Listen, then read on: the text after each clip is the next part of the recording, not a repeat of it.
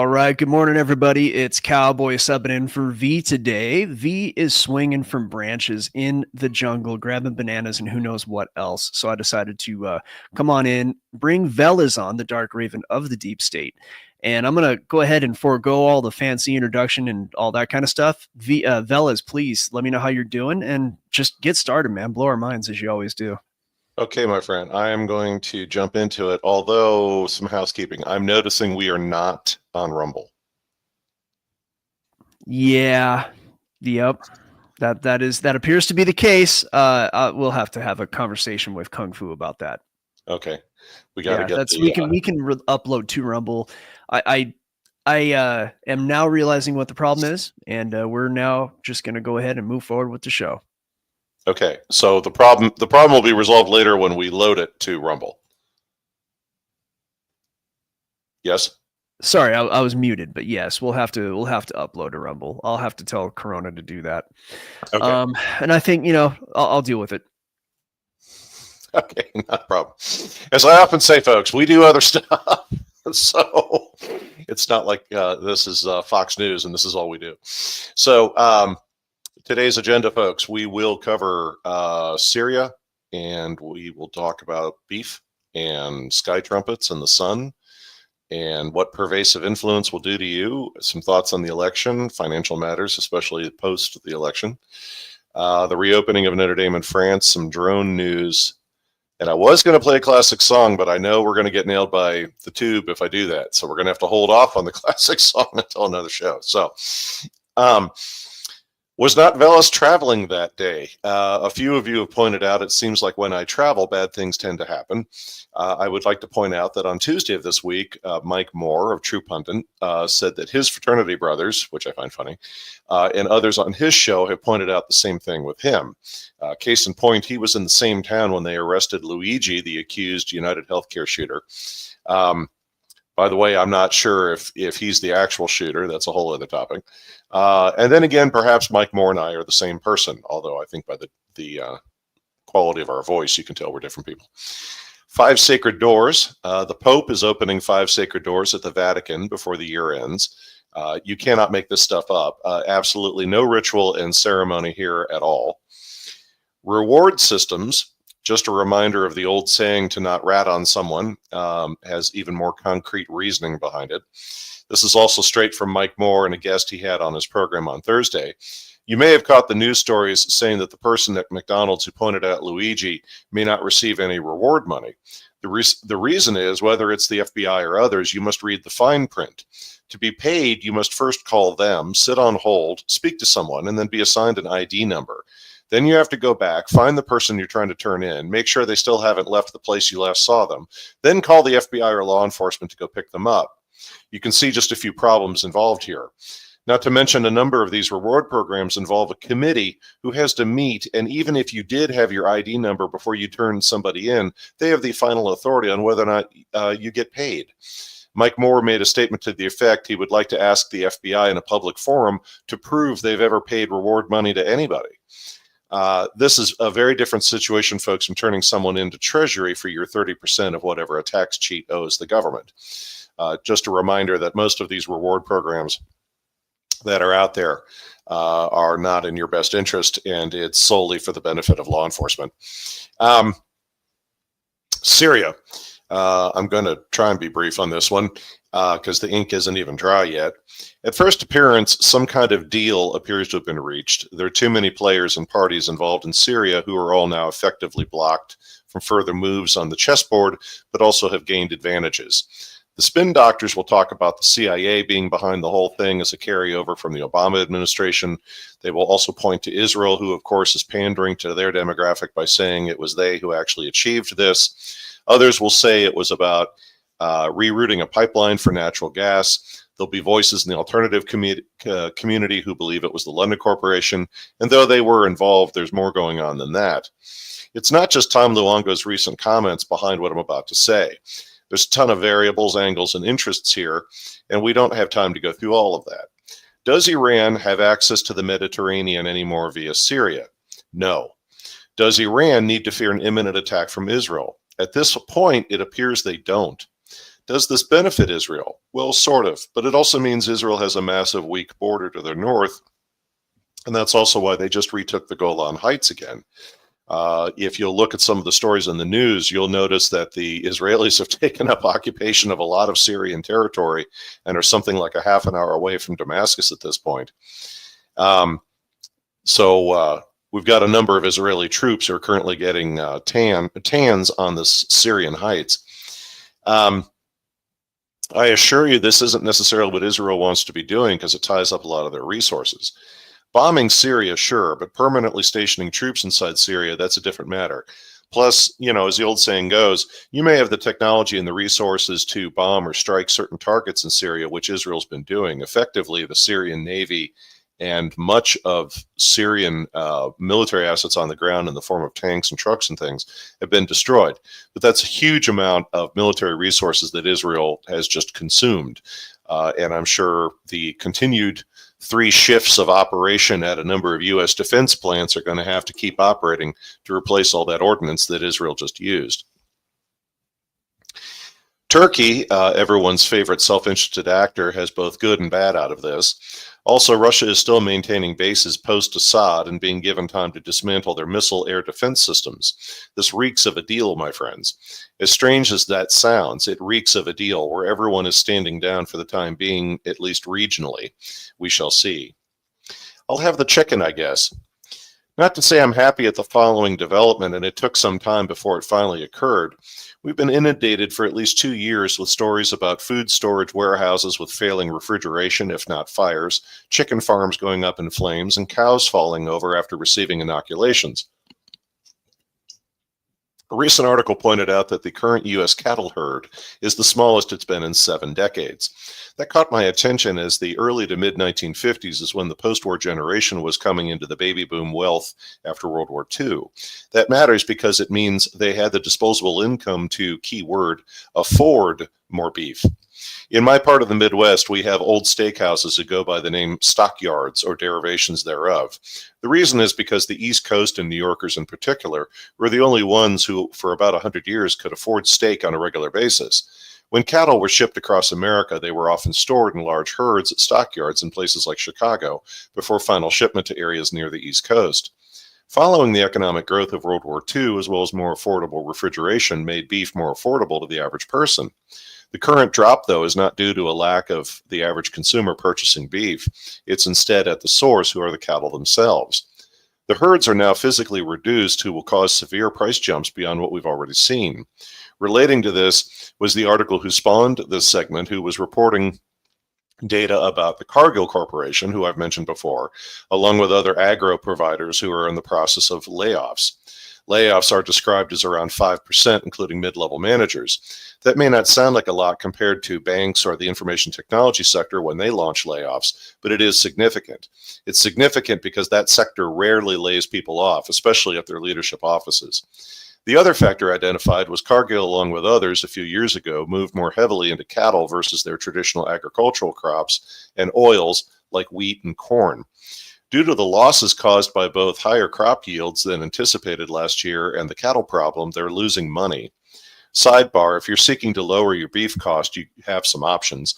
Go online and check out farmers markets as well as collectives. Yes, I've known people who've bought a whole butchered cow and stored it at home or split up the meat with friends. I'm aging myself with this comment, but without the need for you to relive the Andy Griffith episode where Aunt Bee and her freezer broke, you do have options. Equally, I know restaurants who have their own private cattle herds because they're very particular about their meat, and I don't think those are included in those federal numbers. Yeah, I'm one of those people, Veles. Ah, excellent. So you can purchase beef directly from some of these restaurants and so on that have their own sources of meat. An hour or so of your own research will provide you with options. Equally, please do not buy a huge amount of industrial meat from an institutional provider, as that stuff is loaded with growth hormones and antibiotics. You don't want any of that. Conduct searches as well and look for Amish or natural grown meats. You also have the option of game meats. There are several vendors in places like Tennessee and Georgia, much less the western states, who will sell you buffalo and similar. Lastly, be prepared for your chicken and related options to increase in price as well. Gabriel, blow your horn. While the latest iteration of the PSYOP continues with FAA pilots reporting UFOs, and don't even get me started about New Jersey, let me turn your attention to something else. I'm trying to turn your attention because they're trying to turn your attention in another direction. The following topic has occurred before and over the last few years, and though I think some filmed or recorded incidents are fakes, I don't believe they all are. In fact, I think some of the reports of everything from UFOs to auroras being caused by HAARP are trying to cover for this same event. Yes, folks, it's the sun again. What I'm specifically referring to are the reports of horn-like sounds or booms people have been reporting, particularly in the Northern Hemisphere. Some of the booms being recorded in the Northern Hemisphere, especially this time of year, I also believe are the Leonid meteor showers, and some of the booms being atmospheric explosions of the annual debris impacting our upper atmosphere. However, the other booms and horn-like sounds are the sun. Now let me explain. For any of you who've been way north, and I mean like Alaska or Scotland or the Nordic countries and similar during normal winter auroras, you'll often hear sounds. It can be a rumbling noise or a swishing sound. That is the effect of the high energy activity in our atmosphere who leads to those auroras. People have listened to auroras for years with their radios or shortwave receivers to hear the pops, clicks, whistling, and related sounds. Without the aid of equipment, though, you can still hear the auroras, especially strong ones at the northern latitudes. There was debate on that topic until scientists from Finland in 2016 finally conclusively closed this topic by proving auroras do make sounds you can hear with the unaided ear. Now imagine stronger energy striking the Earth's atmosphere, especially with our weakening magnetic field. You would probably have effects like what people have recorded, including powerful booming sounds or almost a drum-like tone as that energy moves through the atmosphere. I had a clip for you, but I don't want to play it because I don't want to risk any problems with the tube.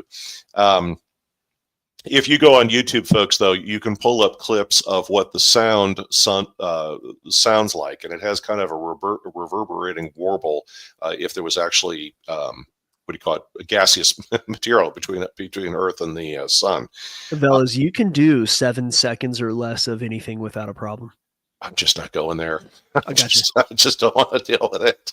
Okay. Knowing my luck, I'll get us kicked off for life. I'll imitate the sound for us. Are you ready? I'm just kidding. Go ahead, Veles. All right. But anyway, yeah, there's a vibratory sound is one thing, and then the other thing is you have to remember the sun is a series of fusion reactions. So people have said that if atmospherically or what have you, we were able to hear the sun as it's doing its thing, we would like go deaf from the booming and the popping of those different reactions.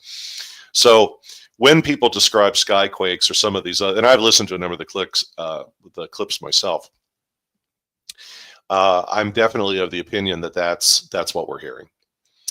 Water torture.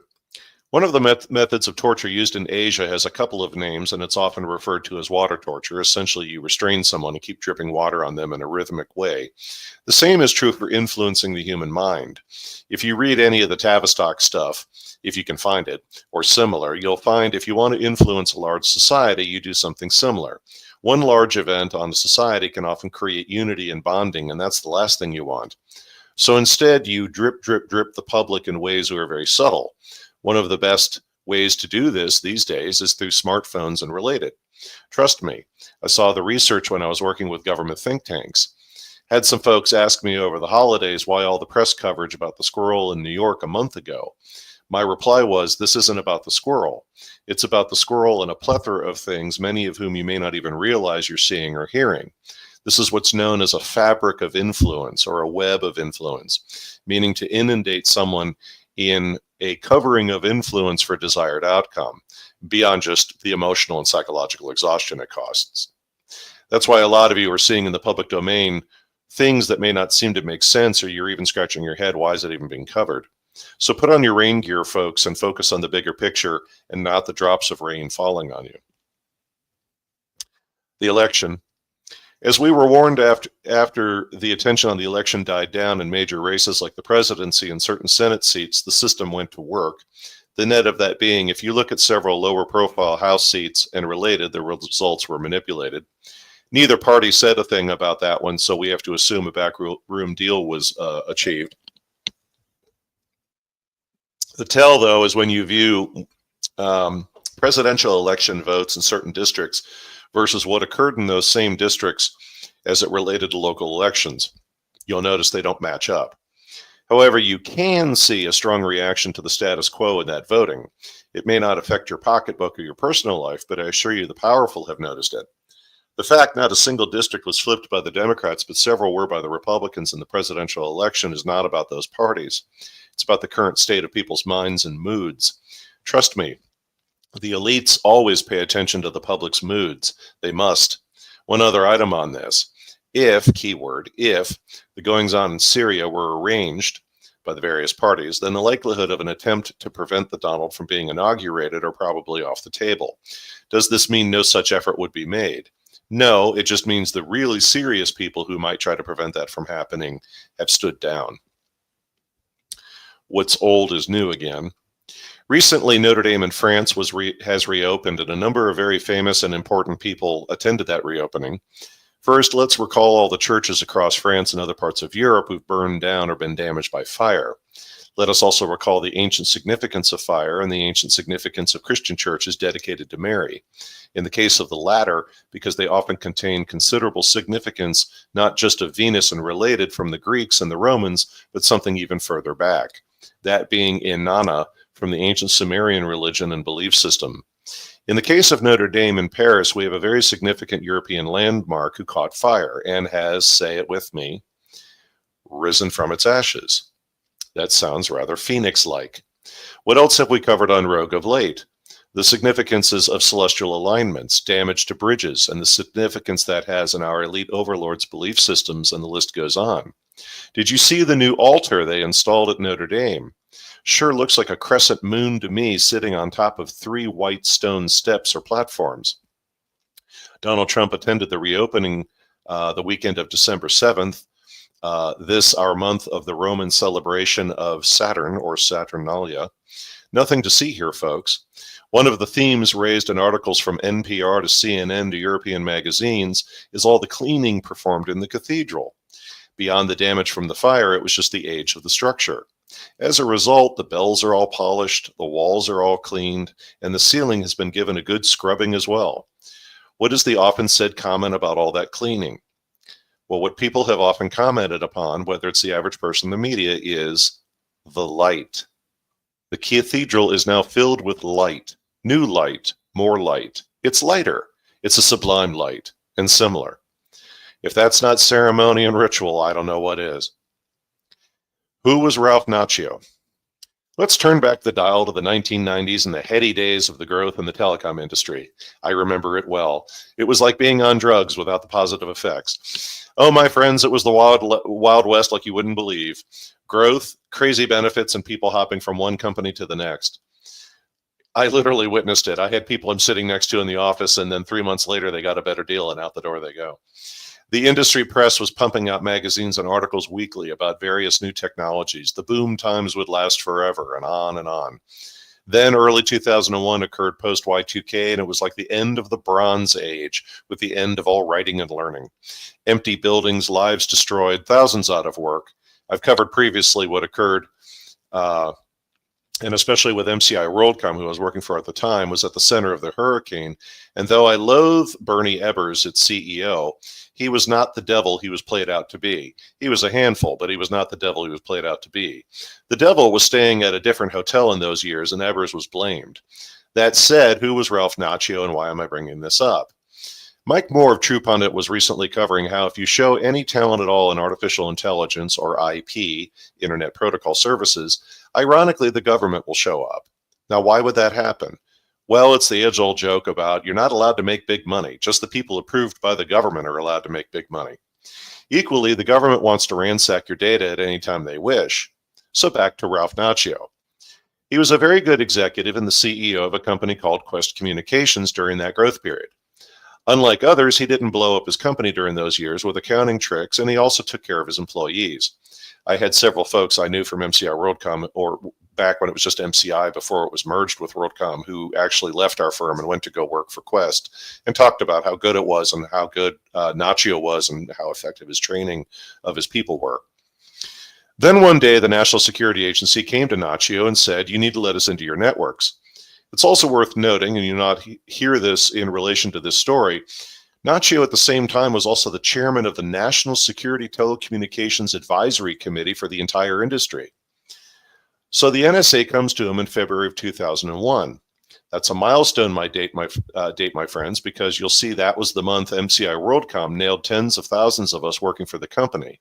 And those layoffs followed AT&T's, and then shortly after the MCI layoffs was Sprint and many others who were yet to come.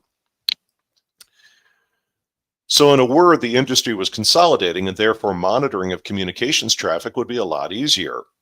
Quest Communications was one of the few companies whose networks were still not being monitored directly by the government. Ralph told the NSA no, and he said that was unethical. And he also said that the National Security Telecom Advisory Committee needed to look into this because he didn't like what was going on. He also told them, unlike all the other telecom carriers, that if they did want information out of his networks, he wanted to see a court order. If they had a court order, then he would tell his folks to go ahead and fulfill it. At that time, other carriers just rolled over, and AT&T had an open door with what we would loosely call the intelligence community since the 1940s. So as a result, they made an example of Nacho by indicting him in late 2005 and sending him to prison in 2009, and he got out of prison in 2013. Any mention during his court case of the government setting him up or the role of the NSA in all of this was denied by the judge on the grounds that violated national security. I always love it when a civil court judge decides what constitutes national security. Anyway, when they want you folks, they're going to get you. Nacho's been very vocal since getting out of prison, and it's created very strange bedfellows, including this rather conservative gentleman now finding himself hanging out with people like Rolling Stone. What also added to Nacho's comments after he got out of prison were the comments and the revelations from Edward Snowden and how they directly related to Nacho's case. When Mike Moore brought up this topic, if you have anything the powerful want, they're going to take it from you. My memory was jogged. I'll also say it was not just the fact that no intel community, but the depth and pervasiveness of what they were already doing who made them attempt to destroy Nacho. It was not about his legal case. It's about what it would reveal about how far down the rabbit hole it went. Lastly, my beloved Notre Dame had a building named for Ralph because of his generous gifts to the university. That is, until this scandal came out and they removed his name and replaced it with another alumni. This is a good one, and I'll kind of say this one slowly because there's a lot here. When MK Ultra meets Crazy Days and Nights. This little item popped up last week on Crazy Days and Nights, the Hollywood rumor site. So I'm going to quote directly from what was posted. Quote, "They knew he had to work early in the morning. They knew he would either be alone or with just one person in the house. They already made sure the outside security cameras were not working. They were waiting for him that night when he got home. He managed to sneak past them by using the doggy door to get inside the house. He went inside and hid. The only other person who could have saved him left 5 minutes later. The A-list singer was alone inside his house. They took their chance and they killed him. They knew he would be alone, and they knew people would call it suicide. And they were right." Unquote. So who's the person associated with this post? Well, it's Chester Bennington. Who's Chester Bennington? He was the lead vocalist of the band Linkin Park. Why does that matter beyond the implication he was murdered and they made it look like a suicide? The first item is what is the hidden symbolism of Linkin Park?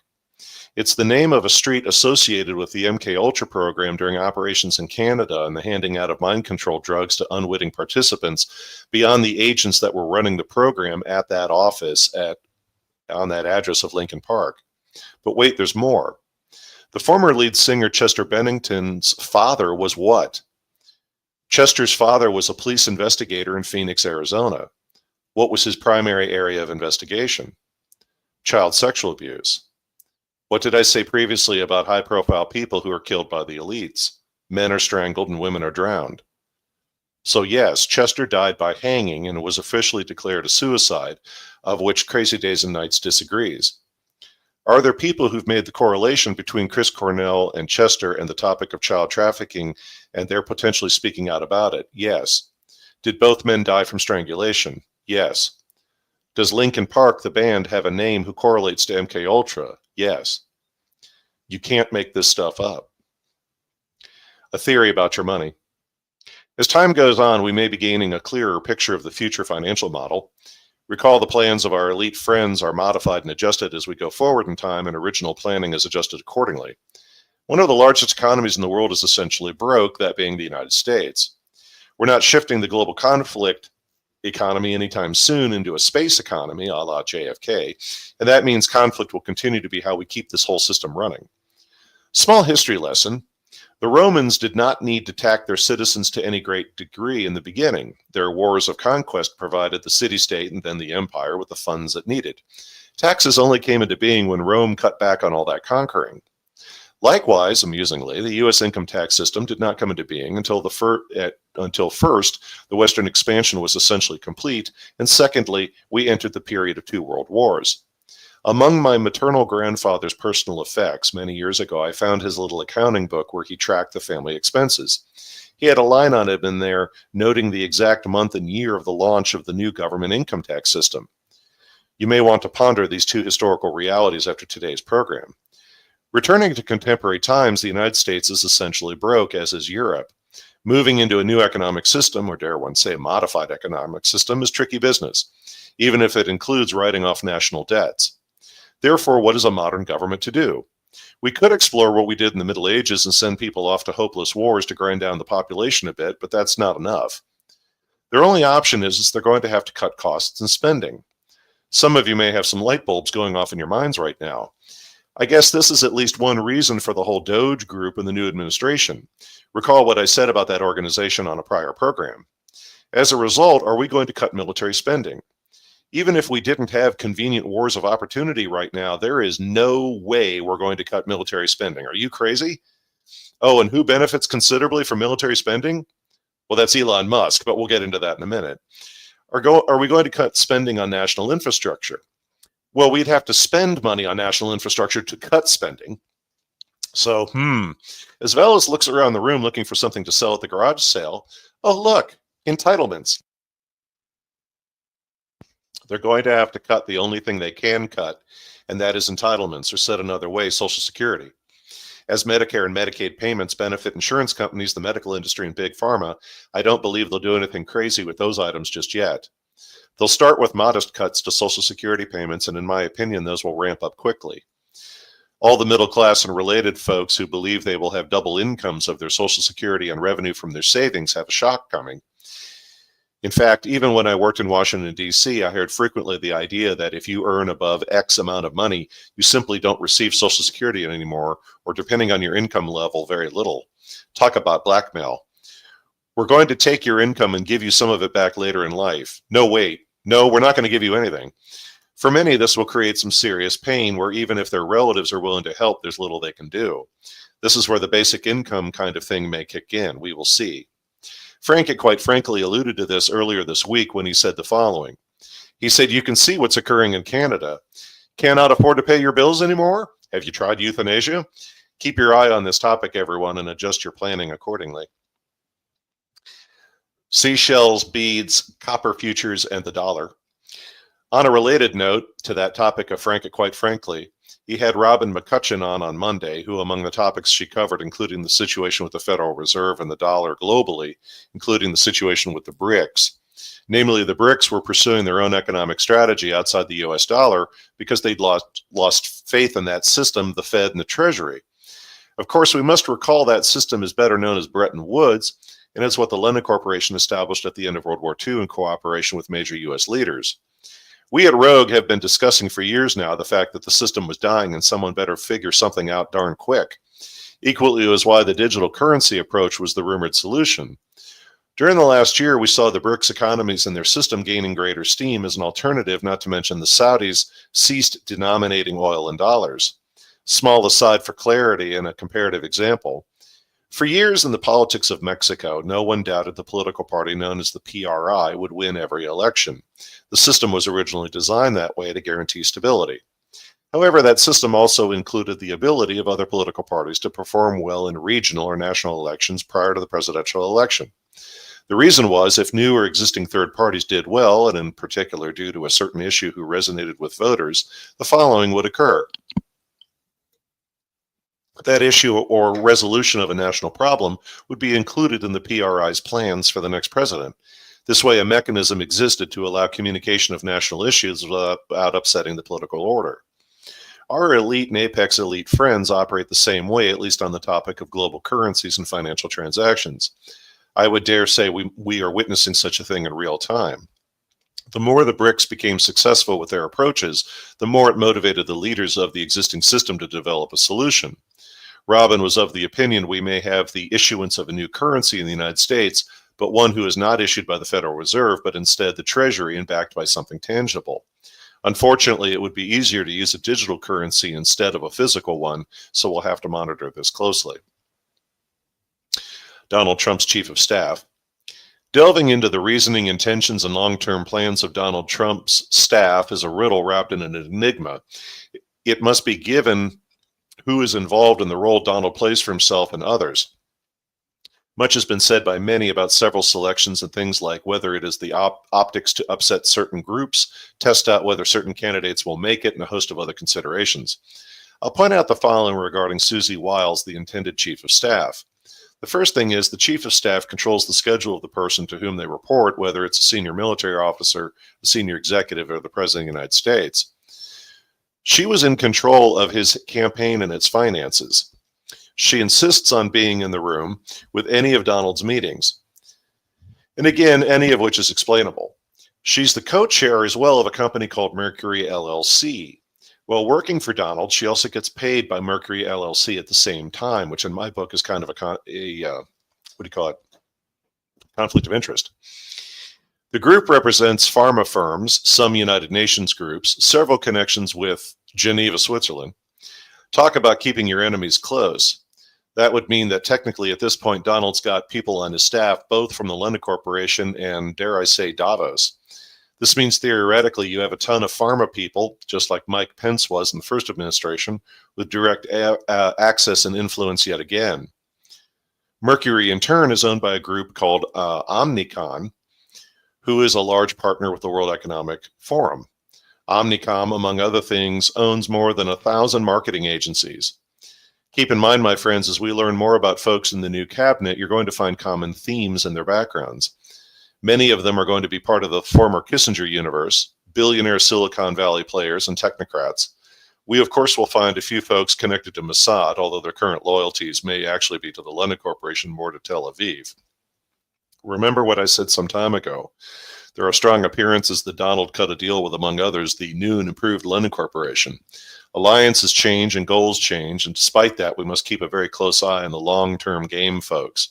None other than Steve Bannon has been very vocal of late about his concerns of who's in Donald's orbit, not to mention he now loathes Fox News. It's always about the long game. We always have to focus on the long game because your money and your life is part of the long game. The Civil War will actually be televised. We spent a lot of time last year chatting about the likelihood of the media's constant warnings about a civil war in the United States. Namely, how would something like that even be fought?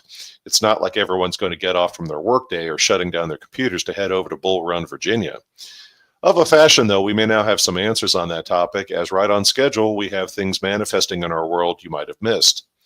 Remember, this is drama and theater and psyop from end to end, but equally do not be in denial about its existence. First up are the goings-on in California. California Governor Gavin Newsom has created a war chest of $25 million to Trump-proof California.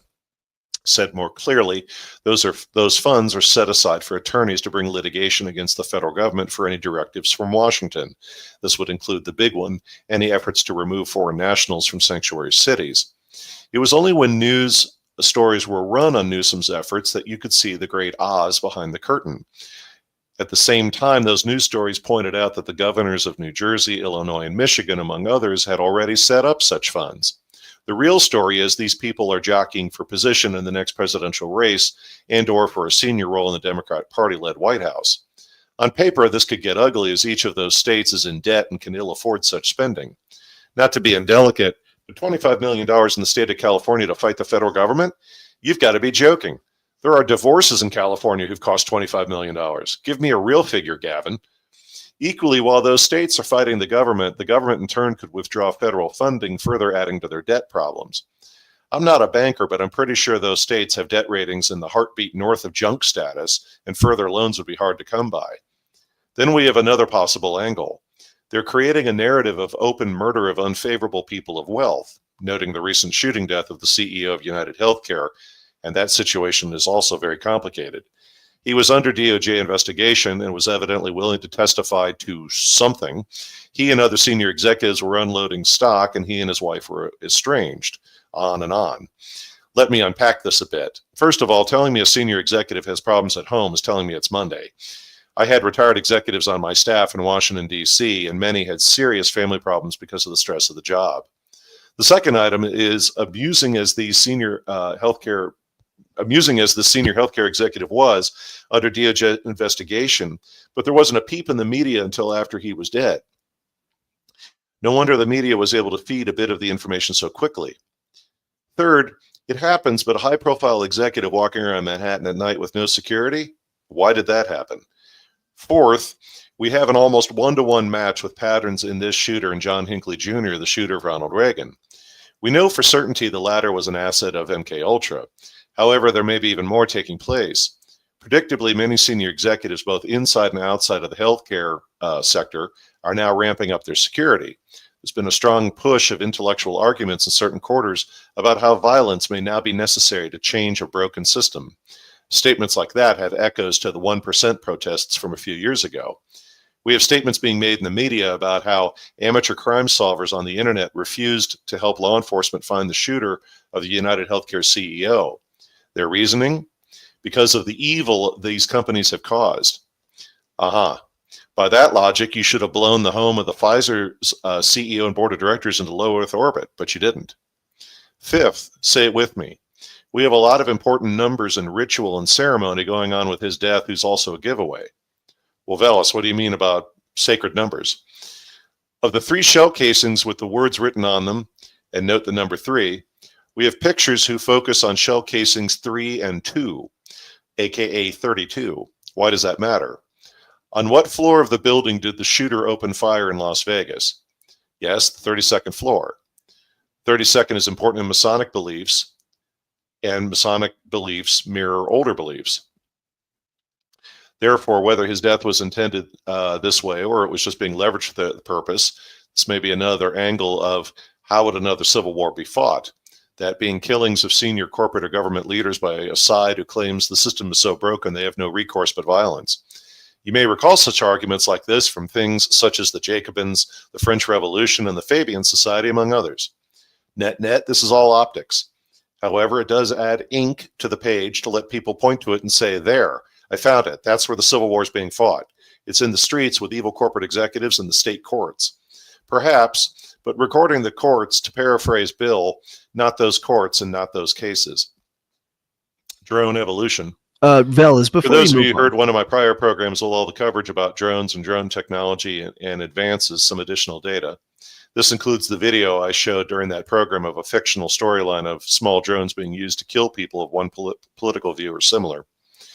One of the many takeaways of that video was the evolution of technology and how it can be leveraged for kinetic operations in the field.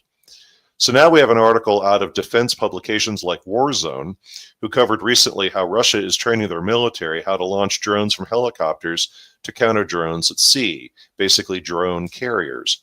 Drone-on-drone violence, folks. In all seriousness, I'll mention 2 names on that topic I mention often. George Friedman is the analyst who founded the original Stratfor, as well as the author Neil Stephenson of Cyberpunk Writing Style. Their work has outlined for more than a decade where this technology is going and where the evolution may lead. Recall also my comments about swarm-style attacks. I recently bumped into some former defense contractor friends, and they told me a ton of money and research is going into that full speed at present. Turkey cancels credit card tax. You're going to love this one. I cannot imagine the U.S. government being so bold as to do something like this.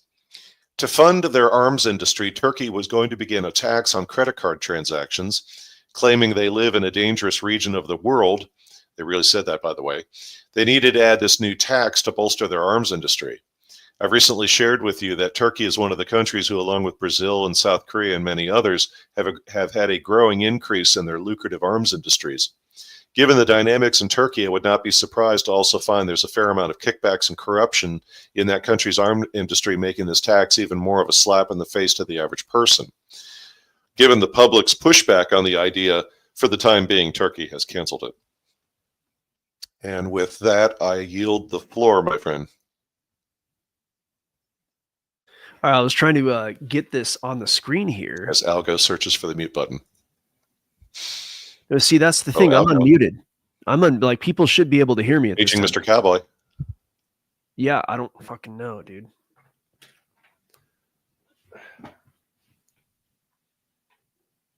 Algo.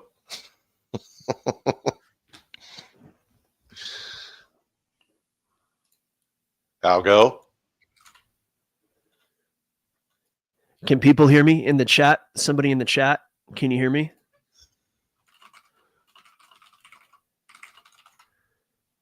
Yeah, everybody can hear me. So I was trying to show this earlier. Veles cannot hear me. I'm going to send him a quick message so he knows that I can be heard. So he's got something wrong on his end, apparently. Veles, there you are. Yeah, okay, yeah. Everybody could hear me but you. So okay, sorry. Yes, and I was trying to break in earlier because look here. As soon as I share the screen back up again, I was like, man, Veles really wants to continue right now. I apologize. I realized I was pressing down on my button for my volume. Oh, I've got you. All right. Well, I'm showing the wrong screen here, so let's end that. And let's go to share screen, window. Here it is. So now you have to check this for yourself. Everybody, this is just a, a 4chan thing, but this talks about Luigi, the shooter of the shooter of the guy, United Healthcare killer. Born into a wealthy family, attends a $40K a year private school, becomes valedictorian, earns a bachelor's and master's in computer science by 26. No criminal record, no behavioral red flags, clean slate, sharp dressed, photogenic, Chad, and active on social media. Vacations abroad, posts polished photos, looks like he's thriving. Lands internships and builds a resume that screams success. Spends free time exploring AI, mushrooms, and quote-unquote self-optimization trends. Writes a Goodreads review on Ted Kaczynski, sprinkles in safe edgy. Joins the professional world, follows the system script perfectly. No signs of instability, just another rising star in the tech scene. Disappears from friends for 3 months. 2024, kills United Healthcare CEO. Yeah, so... You can't make this up. You can't make this up. And this is one thing that, like, I'm less and less talking to old friends because you just start to realize that people are stuck in the matrix, and you start realizing your time's being wasted no matter what you do with some people who are otherwise intelligent but just buy the scam because they're indoctrinated. We all know those kind, like everybody but us, right? So they're all excited. And one of them says, like I said, you guys are bloodthirsty, man, because they want more, kill more CEOs. I'm like, right. You guys are bloodthirsty. Like, what's wrong with you? And one of the guys is like, well, I've never seen the country so united. I said, you know what happened the last time everybody was so united? We made up some shit and went into Iraq illegally. Right. Like, you understand what that means, right? Like, you should be concerned you're being played. But that's a big problem and very, of course, prescient of you to kind of connect that to how things might progress and where that might run into. There's also, I was talking with my cousin who, well, I don't want to say who he is, but he was talking about how, Teddy Roosevelt is not who we thought he was. He was given that bull moose persona, and it was in fact a persona. And he had connections to people who you would think he didn't have connections to prior to who put him in charge, right? So, right. We have to consider that the Donald, a Democrat, who had a lot of power, and I'm assuming a lot of blackmail power. I think he had his own blackmail situations. He owned freaking casinos.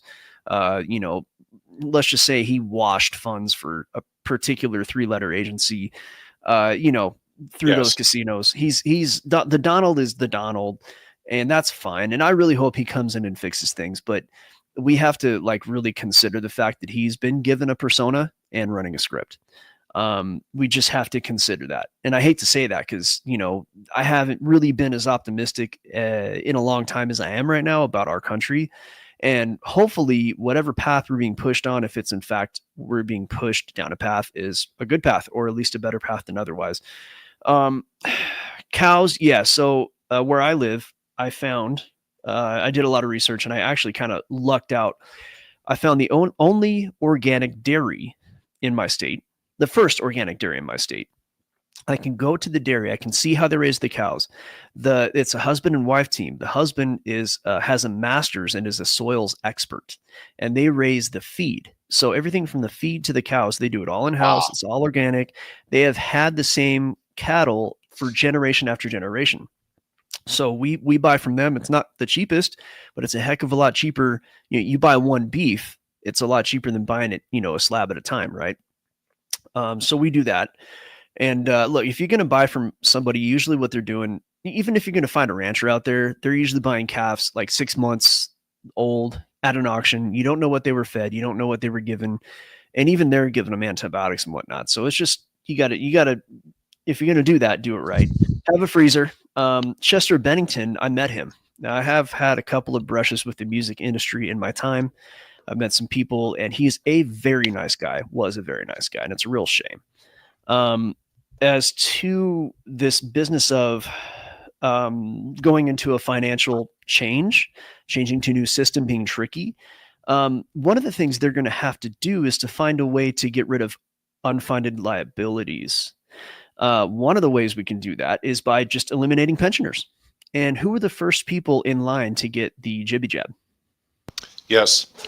Yeah. So anyway, I think the U.S. being broke is better than Europe being broke, because Europe has gone so far down the path of green this and green that. They've denuclearized. They blew up the Nord Stream pipeline. They're not getting any kind of energy of their own. And the U.S. might take a decade or two to kind of come back and retool and build. But I think we have a chance. I think we're just going to need some technological help from, ironically, China. And then as to Mexico, Tom Luongo did a really good show the other night, and I was on it. It was an X space, and one of the things about Mexico, he keeps bouncing around to different platforms. He's driving me nuts. It's like, would you please just stay on Patreon? Yeah, you got to have the alerts ready for him. And I do a lot of marketing for Algo Factory on X, so I have my alerts set. Now, Tom had a really interesting conversation with another guy, I forget his name, whatever. He was being hosted on another guy's channel, basically. And there have been studies done about Mexico, and they can produce, they have the technological capability to a certain degree. I think China is far more advanced than Mexico, but Mexico apparently, according to studies, has the brain power, and they can produce many of the things that China can produce, probably up to a technological limit. But they have all the brain power and the manpower and the skilled labor to do it down there. So we may see a bit of a shift to manufacturing down in Mexico.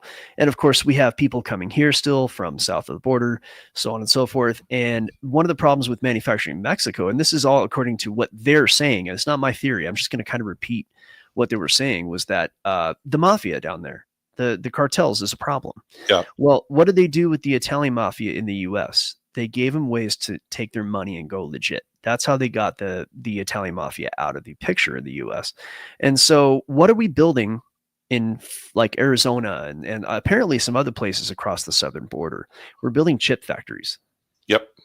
So we might see some, say, south of the border type investment into microchip manufacturing, because Tom Luongo said it right. Like, we're not going to make freaking shower rings and basic stuff here in the US anymore. It's just probably not going to happen.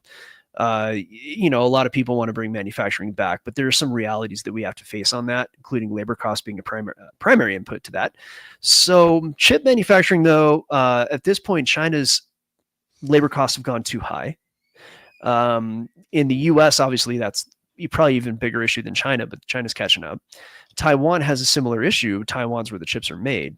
And I think that we might see a little bit of a partnership, even though it might be considered publicly not a partnership, but privately it'll probably be a partnership between us and China, and we'll start doing chips here in the US. It's just, Veles, as I remember you pointing out, It takes like a decade to get those chip factories and the clean rooms and everything ready. So everybody who thinks that Trump's going to do a blanket tariffs and we're going to get rid of the income tax, look, guys, calm down. These are campaign promises. We all know how those go.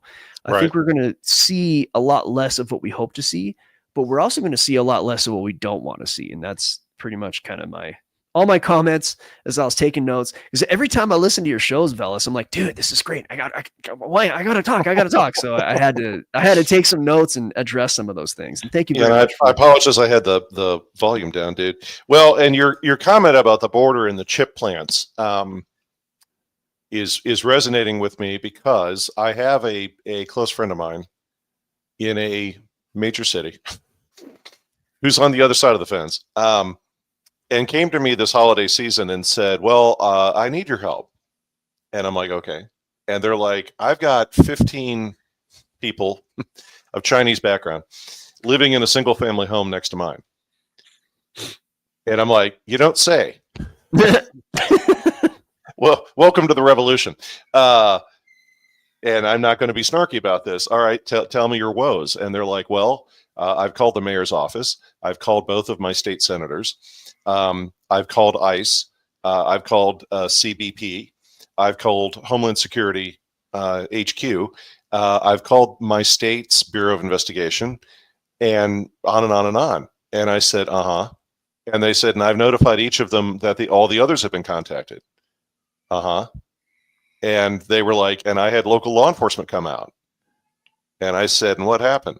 And they said, absolutely nothing. Crickets. And I said, really? And they were like, yeah, local law enforcement. And it's like, it's a single. So then, now taking a page out of Bill's book, they did call for at the next city council meeting, they did get on the agenda to raise this topic. We'll see if they're allowed to actually step up to the microphone. But they went to both the state and county officials in which they lived and said the home is zoned for single families. And there are at least 15 people living there. And the response was both the county real estate folks and the state folks in charge of the same thing pointed the finger at each other and said, well, you'll have to talk to those guys.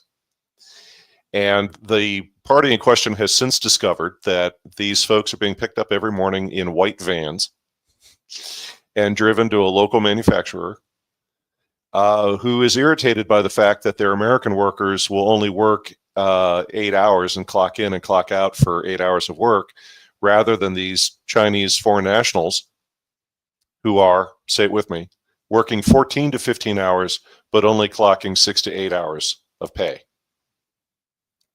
And I said, okay, well, this is a good one, because now we've got an address. And, and I went to work, and took me a while and a cup of coffee, and found various websites and looked up, who was the original owner, who owns it now. And it's the same old story. It's owned by the house is owned by a person, is in another state, another city in another state.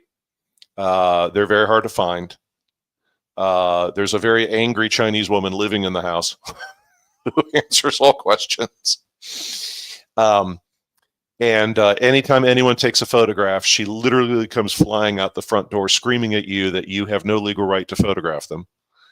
One neighbor who's a bit cranky evidently told her, "This is America, baby." And just kept on taking photos. Yeah, anything the eye can see is legally from a public street. So if you're on the sidewalk, yeah, you can take photo of it. There's nothing that can stop you. So it just added insult to injury. One neighbor got out the telephoto lens and is just standing when they get their mail. But the license plate numbers on the van keep changing. It's just I'm laughing maniacally, not because I think this is funny, because let's be honest. What I'm describing to all of you right now is what's going on all across America. And in fact, it previously was going on at lower income motels and things where people were paid off and so on, and nobody raised any questions. They've now gotten so bold, they've got people living in homes. And the person who told me the story said, and now on weekends, we see like trucks pulling up that are bringing in drywall. And so like they're creating like little dormitories inside the house for these folks to live there. And of course, my first thought is well, this is garden variety college course 101 slavery is what this is. People always think, well, people that are enslaved are not paid. Well, that's not necessarily the case, but you're still enslaved. But yeah, it's provided me an opportunity to start exploring some of the things Bill often shares with us about, well, you'll want to file this, you'll want to do that. But I just found it fascinating that like the two elected senators in this state basically told this person, stop calling. Oh yeah. It's and it's like how much I just, it's me standing on a street corner. There's a scene with oh God, the main character's name was Papa, and it's a famous actor. He plays a bounty hunter. And in fact, the guy who played LaForge was the African-American actor was in it as well. But there's a scene where he goes it's a 1970s film. He goes to pick up a guy down in Texas, and he meets with the local sheriff's office guy and says, hey, I just want you to know I'm in your state and I'm picking up this guy. And the sheriff looks at him and goes, well, I really appreciate, professional courtesy. You came in here and told me this and this, that, and the other. Goes, but you're not picking him up, and your ass is on a plane out of my state by the end of the night. So you take care now, and blah, blah, blah. And so the actor walks out, closes the door, turns around, opens the door again, walks back in, and he's got a finger out like he's about to ask the sheriff a question. And the sheriff goes, because he's my nephew. Oh, I've seen this movie. I have seen this movie. Yeah. Recently. Yeah. It's the same actor that was the guy on the motorcycle in The Great Escape. He was a real SOB as a person, but Bullet. You're talking about Bullet. Yeah, Bullet. Yeah, yes. Gosh, Steve McQueen. Steve McQueen. Yes. But yeah, that scene. I've seen this movie. Yeah, it's in the South, and the guy's nephew is this big lumbering guy that they got to take down. Yeah. LeVar Burton is right. Great movie. I've seen it. That's another one of those Veles jingles where I bring up stuff like, the angel sitting on the bench going, oh, I couldn't tell you the most incredible thing there is. Your head would explode. That scene where he comes back in and it's like, and I can't arrest him. Why? Because he's my nephew. Oh, okay. And that's how this. He even had to say anything. He just came in to ask. No, he didn't. He didn't. That was what was so funny about the scene is he just points at him, and the sheriff just looks up from his desk and goes, because he's my nephew. It's like, okay. But that's what this situation here that my relative was telling me about.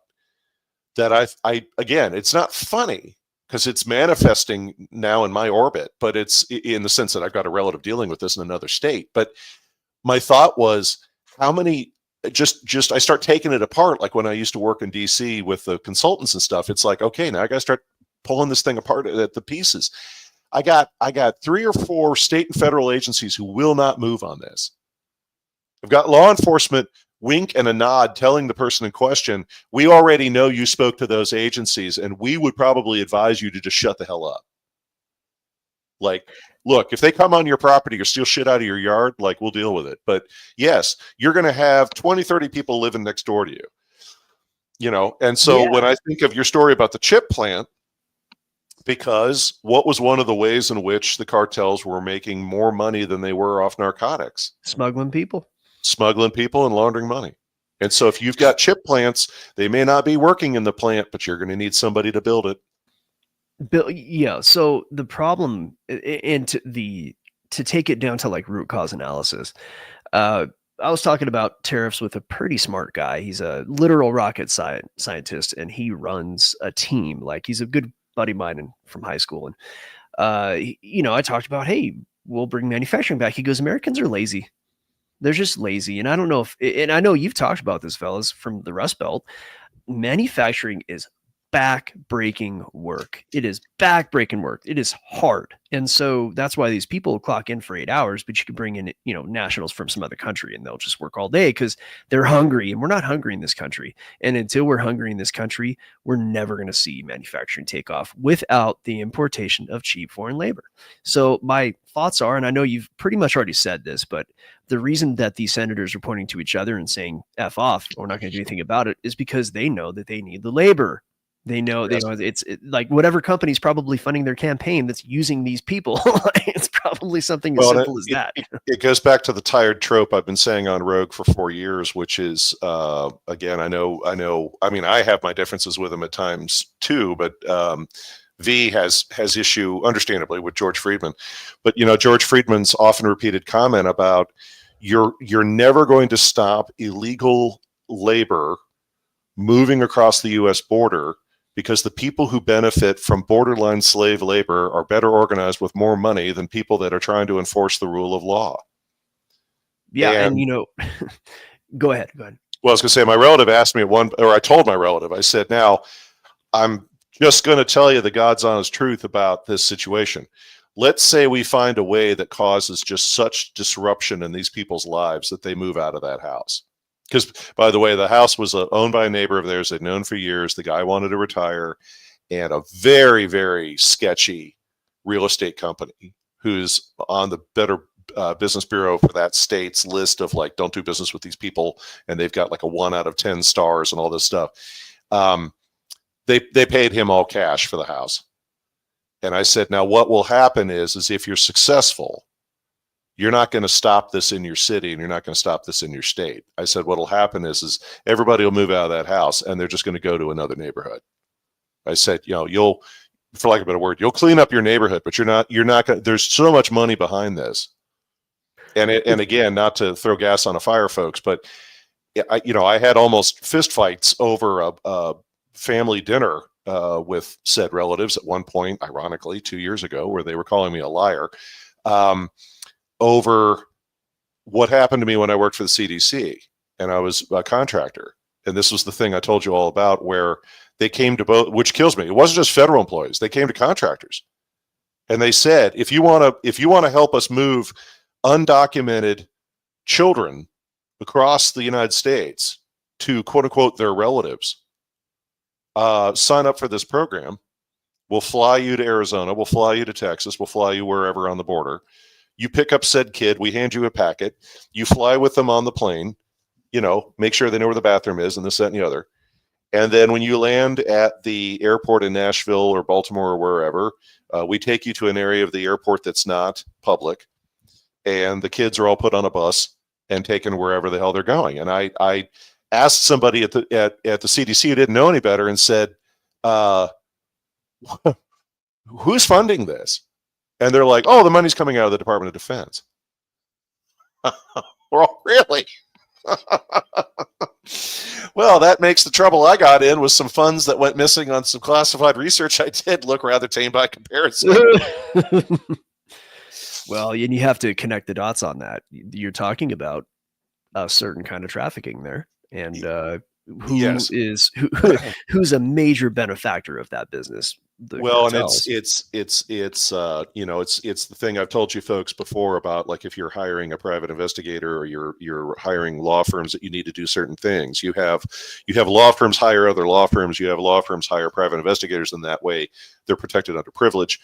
And these there were private security companies involved protecting the buses, but it's all cash. It's my favorite federal agency. It's money coming out of the Department of Agriculture, but it's actually DOD money. And it's like, good God, this is like running classified avionics work out in Utah. Why is so much effort going into moving these families and these kids? In the words of a buddy of mine who's very cold and calculating about these things, but has to be because of the line of work he's in. His comment was, let's take the emotion out of the topic, Veles, as you're fond of saying. What the hell do you need this much labor for?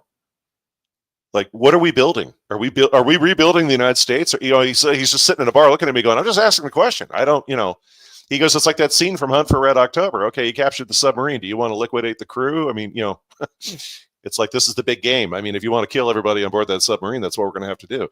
And he's like, what do you need all this labor for? He goes, I don't. He goes, you know as well as I do. There's no truth to the rumor that, well, they're gonna manipulate elections. We don't need to manipulate elections using foreign-born people voting in U.S. elections. It's a lot easier to just flip a switch. So it's like, what are we building? Well, didn't you say that the and this is now going back 2-3 years, but you made a comment on one show, and I have a strange memory. I remember these things. There were, and I think this was in a similar conversation that you've had with a cohort. It might have been the same conversation. Is where's all this money going?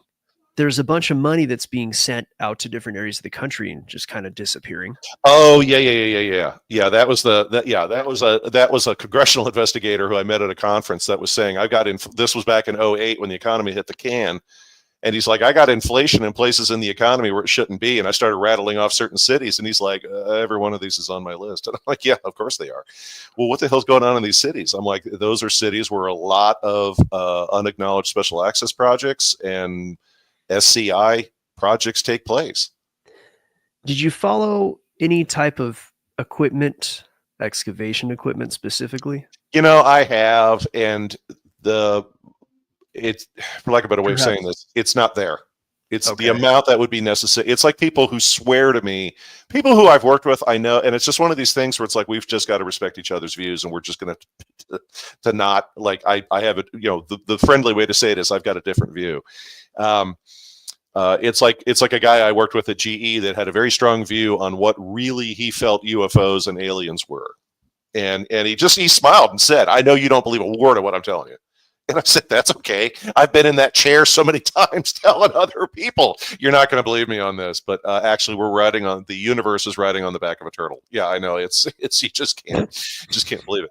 But I had people swear to me that they're like, we've got deep underground bases, and we've got, high speed. And I'm like, first of all, I don't need a high speed line between New Mexico to California where the research labs are. It's like, if you ever read the book Compromised and us moving narcotics, it's like, how do you think we move so much narcotics out of South America into the United States and so many arms into South America? We changed the transponders on the aircraft. I mean, any ground controller is confused between, is that a commercial airline flight? Is that a cargo plane? Or is that the Hindenburg? I can't tell because the numbers keep changing while the plane is flying. And when they contact their militaries and say, I got an aircraft whose we know all about it, just let it go. It's like, okay. So it's the same thing where it's like, you want to move people fast from one area of the country to the another. I'll take you to your local municipal airports, and I'll show you at the end of the runway where the hangar is, where the jet is sitting. And I will blow your mind by the fact the jet has no goddamn numbers on the tail. Or if it does, there's a bunch of guys right now painting them on there because they don't matter. And if you need to move those people from point A to point B, you can do it a lot faster with a jet who keeps changing its transponders than you can. Now, I'm not making fun of putting down or anything else. Anybody who says we've got these high-speed tunnels. Because the other problem with a high-speed tunnel or anything else underground is the Earth shifts. I mean, even the channel between Britain and France, it's a known thing, and they do kind of tell people, hey, look, we know this thing leaks. It's like, because it's just the Earth doing what it does. And we go down there and patch stuff. I mean, it's the same thing with the tunnels in Boston. So if you're running a high-speed tunnel between two U.S. states or more, for God's sakes, it's like, the logistics alone. No, I'll put a jet out on the runway with changing transponders and we'll be fine. The boring equipment on site, and I would like to kick certain parties in a place out in Colorado, because it's like, would you stop being such a-holes with all the signage at the Denver airport about, we're just making the world safe for aliens to live here? It's like, look, guys, all right, would you quit it? Any of us who've ever done anything know that this is a continuity of government site. And purely from a former Fed standpoint, would you stop with the stupid signs in the airport? A, it's insulting. And B, the whole point of a continuity of government site is nobody knows it's there. So it's like, would you stop with the stupid signs in the Denver airport? All right. It's just, you're insulting the intelligence of the average person, which you love doing anyway. But I was going to say, they're making it worse. You're making it worse. You are making it worse. So it's like with the deep boring equipment. Do we have massive underground sites? Oh, absolutely. But are we connecting them and or now, it's my age-old joke about a person of high net worth who once asked me, if quote unquote, air quotes. It's like the scene from Office Space. Michael, we're not saying we could do this, but if we gave you some stock options sharing, would that maybe make you want to continue working here? The person in question, who's very wealthy, looks at me and goes, if there's any truth to this idea that you and others are purporting about the sun. And I'm like, yeah. Well, and I'm like, you want a place to hide? They're like, well, actually, where is the place to hide? And I said, well, if it's short term, then maybe some of these wealthy people with their own islands off the coast of Hawaii have a good idea. But I said, you talk to the people I used to work with, and this goes to your drilling concept.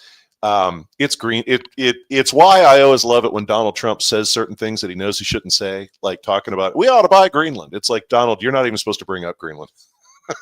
It's like bringing up the Denver airport. You're just not supposed to go there. Or the stuff that came out from under the Silver Lake, where there's all sorts of numerical codes in the movie that indicate weird spots in U.S. state parks and things. And I said, the person in question who asked me this question, I said that the bigger thing you need to answer first is how long would it last? Is this going to be a really bad? If it happens, is it a really bad one, or is it one that's maybe a month?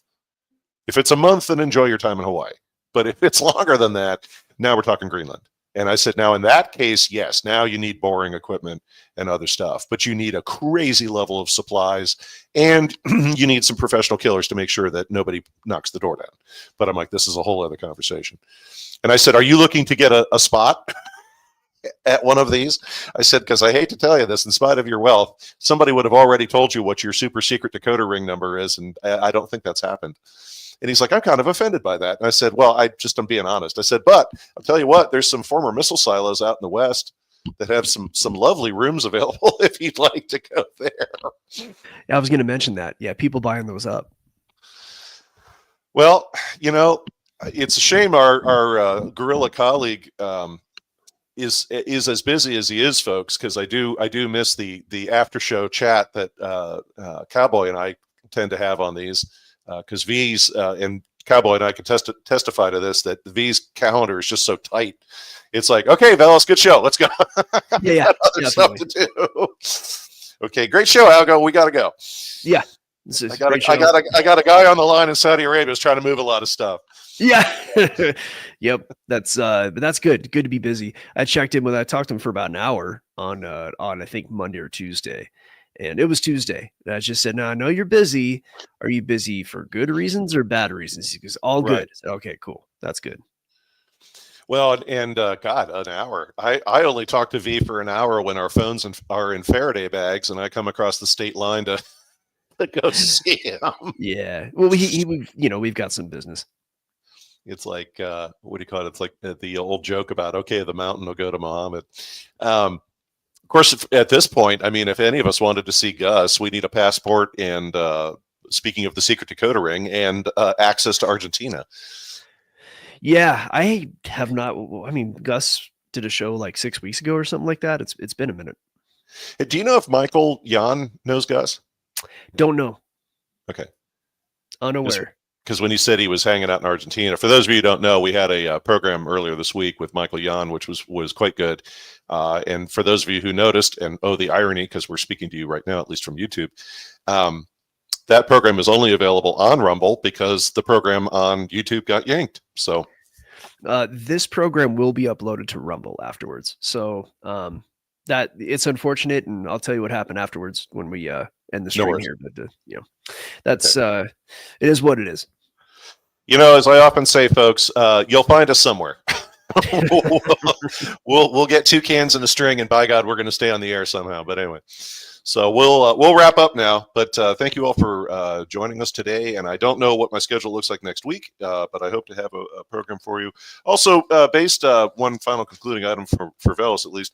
I did take up one of you on your advice. I did pick up the book by S.K. Bain called The Most Dangerous Book in the World about 9/11 as mass ritual. And boy, I got to tell you, Veles's brain is melting. We're going to have a hell of a show when I get done with this book. You know what the body count was for 9/11? Don't go there. Oh, it's a bunch of 3s. I'm shocked.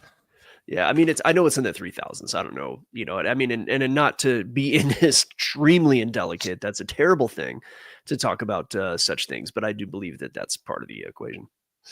Yeah, and it's again.